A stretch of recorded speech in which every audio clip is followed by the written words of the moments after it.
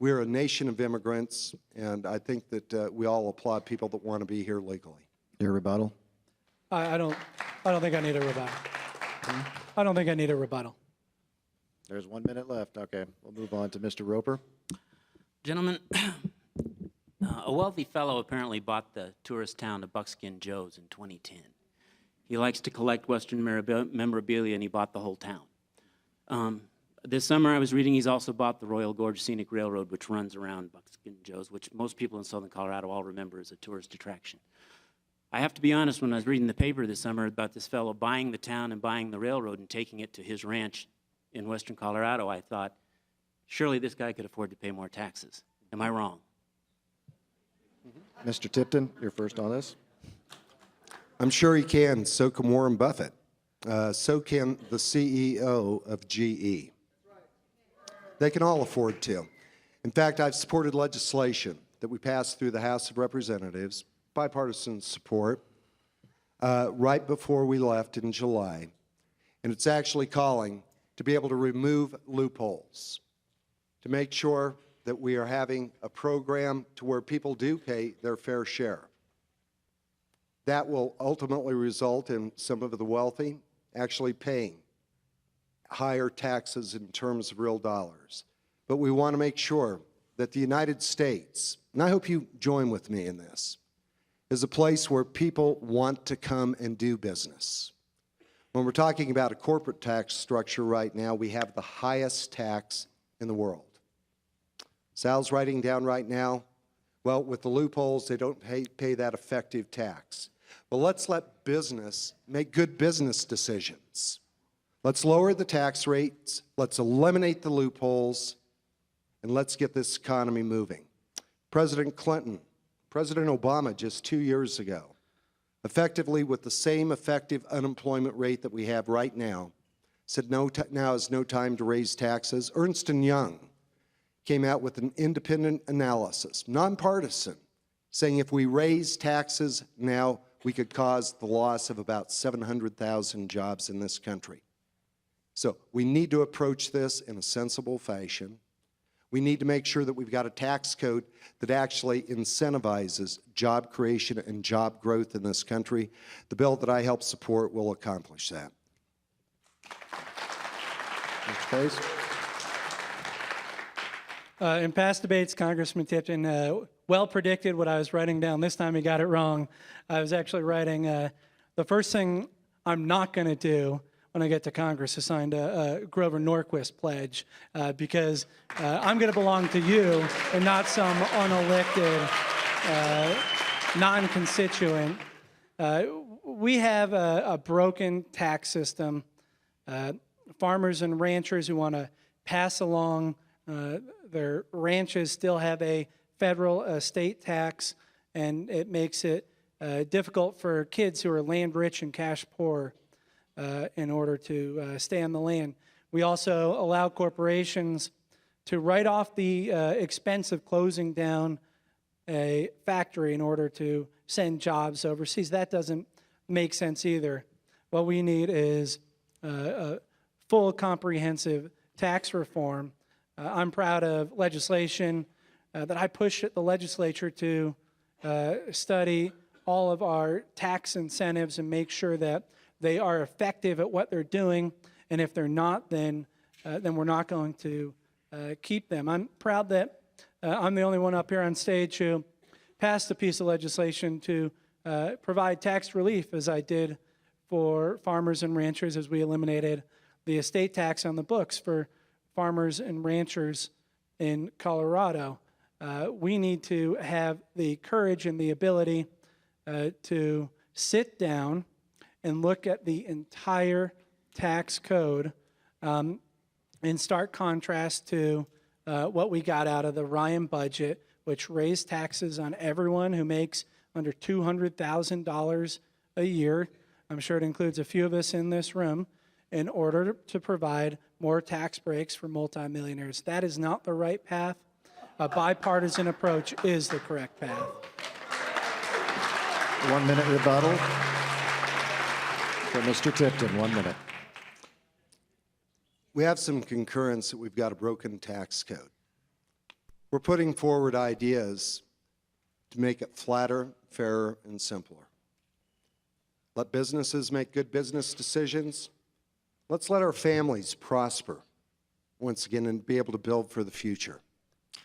You know, I admire, and I would have voted for it, the inheritance tax bill that you put through in the state legislature.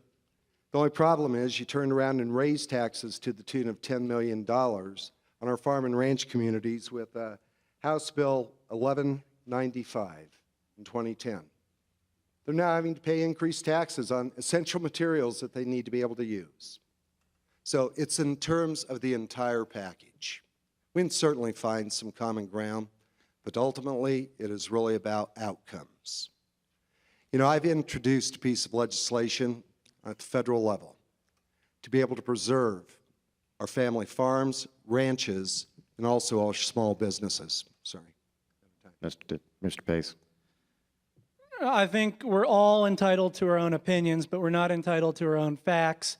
When 1195 was up for final passage on concurrence in the House, I voted against it.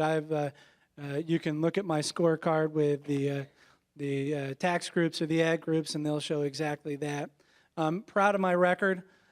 We can't raise taxes in the legislature. That is only left up to the voters because of Tabor.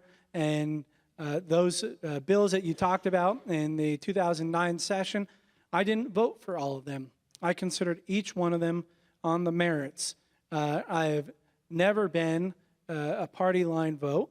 I've always decided what's best for our community based on what's best for our constituents, not for my party. I think that would be an approach that should be taken in Washington, too. Because of our time limits, we only have time for one more question, and the answers will have to be limited to 1 minute. And I'll ask this question. I've moderated many debates, and there's always the question afterwards, which is, I wish they would have asked him this, or I wish they would have asked him that. So we will start on this one with Mr. Pace.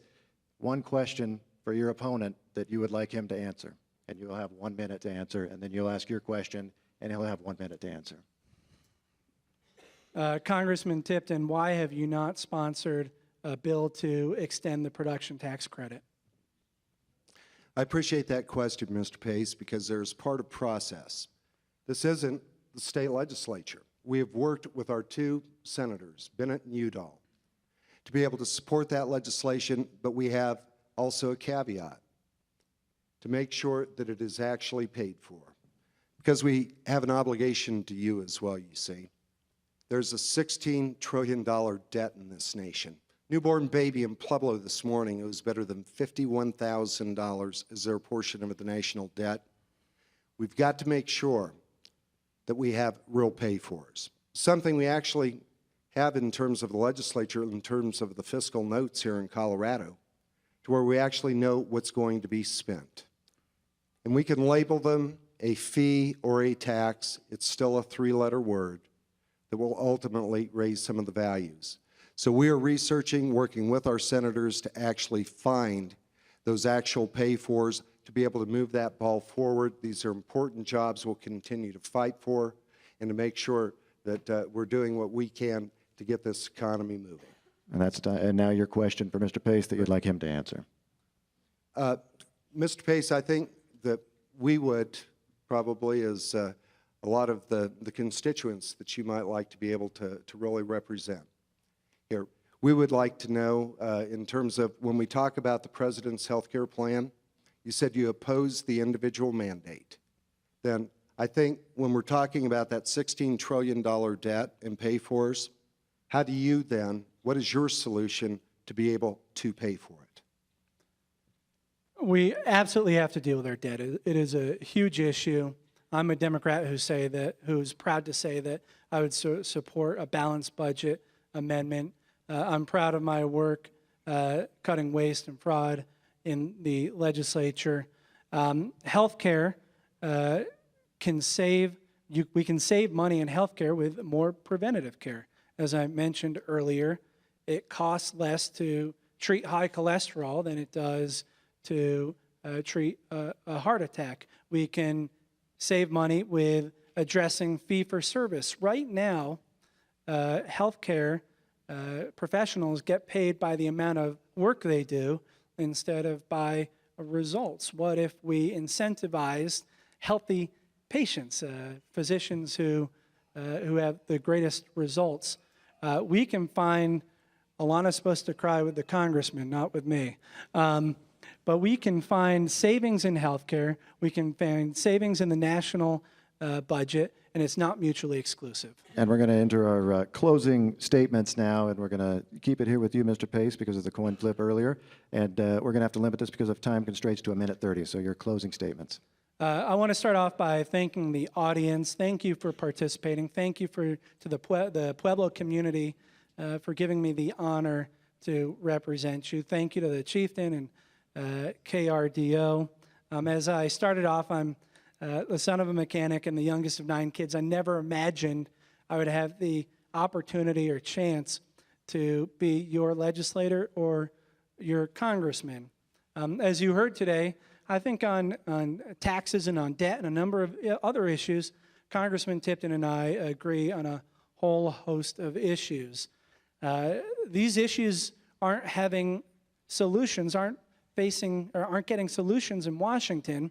It's not because people here disagree. It's because of the gridlock and fighting.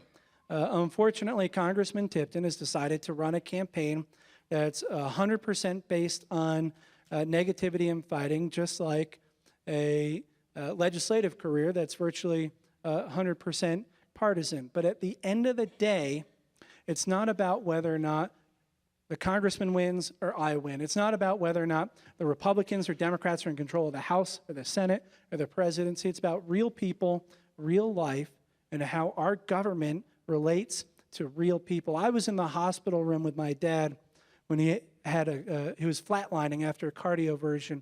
The doctor is pounding on his chest to revive him. He's only alive and without saddle burdened with debt because he had Medicare. It's time for the rest of us to have a voice again in Congress. I'm Sal Pace, and I'm running to be your congressman. Thanks, Mr. Pace. Mr. Tipton, 1:30. Please, we're on a tight schedule here. 1:30 to Mr. Tipton. I'd like to thank all of you for taking the time to be here. You know, the only reason I have the privilege really of standing here tonight is because of Pueblo, Colorado. Community with a heart as big as our state. My mom worked for Mr. Walters, if you're an old-timer, Walters Brewery. My dad, he worked on a construction project, an expansion of CF&I. Met on a blind date here, Pueblo, Colorado, on Friday the 13th. That's how I'm here. This is a community that understands hard work, understands that this election is really about you. Mr. Pace and I do find some common ground. We need a legislator who can actually get bills through that are going to be working together. I passed 5 through the House of Representatives, and sometimes you just have to take yes as an answer. We've been able to stand up for the 3rd Congressional District's water, for our farm and ranch community, when they were trying to put rules together, not allowing our children to be able to work on the family farms. I've lived your life. I've been a small businessman for the last 30 years of my life, worried about those paychecks cashing and about the future for my family. We share that. We can get this economy moving. We can get our people reemployed and create a brighter future for this country. My name is Scott Tipton. I'm running for Congress, and I'd appreciate your support. Thank you, candidates. Thank you, panelists. Thank you to the audience, and thank you most of all for joining us. We hope you found it enlightening, and we certainly hope you vote well. Have a great night.